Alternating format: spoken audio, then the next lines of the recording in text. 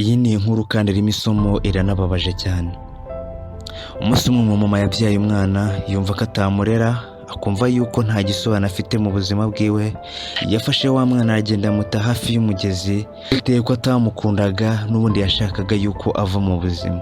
Ariko rwa rukundo Imana iba igikunda umuntu ntabwo byigeze bikunda. Haciye umugenzi wigenderaga, yumvishe umwana arimo ararira hafi y'umugezi, aramanuka yegera wa mugezi, arebye asanga ni akana k'uruhinja gato. Yarebye hakurya no hino ngo arebe ko hari umubyeyi wabaho ataye uwo mwana, araburirwa. Umwana yari afite amezi 3 yonyine. Wa mwana yaramujyanye aramwirerera, nubwo byari ibintu bitoroshye. Yagezeho umugore ashaka gutandukana n'umugabo babanye, amubaza ati si umwana wamukuye hehe? Aramubwira ati ni uwo natoraguye hano na hano. Ariko umugabo nyine babanaga nawe yarameze nk'intare, ntabwo yashakaga kubyumva. Yumvaga yuko kuba agiye kurera uwo nguwo atazigera ahuza cyangwa ngo yita ku bana biwe, bitewe n'ukuntu umugore yagiraga urukundo, bose yabahaga urukundo rungana mu buzima bwabo.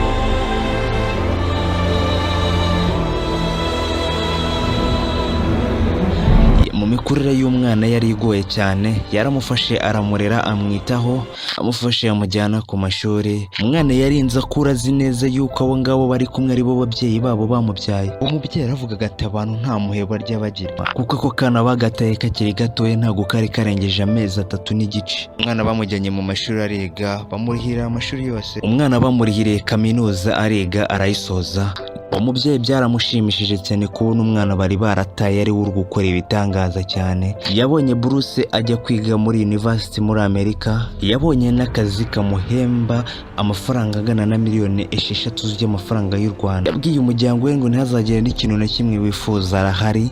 Ati igihe bamufashije cyose cyari gihagije. Yaravuze ati nawe nicyo gihe ngo abiteho. Buri weekend ni koherezaga amafaranga yo kugira ngo abafashe. Uvuye muri Amerika agaruka iwabo mu rugo, bitewe n'urukundo yakundaga ababyeyi biwe n'ukuntu bamwitagaho. Yabonaga ari ibintu bidasanzwe mu buzima bwiwe, ariko rimwe na rimwe hari ibintu akiri mutoya bamubwiraga akabyihanganira. Rimwe na rimwe bamubwiraga yuko abo babyeyi babana atari bo babyeyi be ba nyabo. Ariko ntabwo nabihaga agaciro, kuko numvaga njyewe ubu ndi kumwe ari bo babyeyi banjye kandi duhuje amaraso. Ati mvuye muri Amerika nibwo nabajije mama, kuko nari maje gukura cyane nanjye. Ndavuga ati ese mumbwize ukuri mami, ati ese mwabari mwebwe babyeyi bambyaye? Umubyeyi yaramubwiye ati nshobora kuba atari njye mubyeyi wakubyaye, ariko size ngize uri umwana wanjye.